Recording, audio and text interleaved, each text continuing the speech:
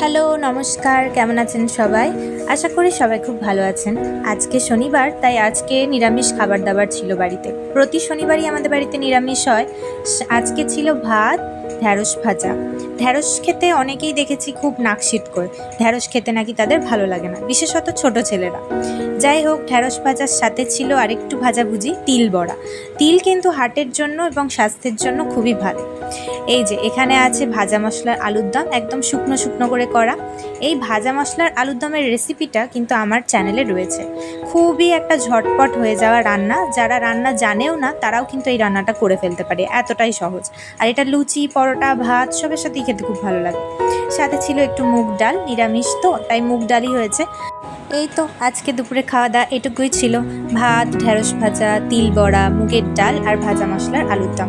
কেমন লাগলো ভিডিওটা জানাবেন, কমেন্টে লিখতে ভুলবেন না কার ঢ্যাঁড়স অপছন্দের।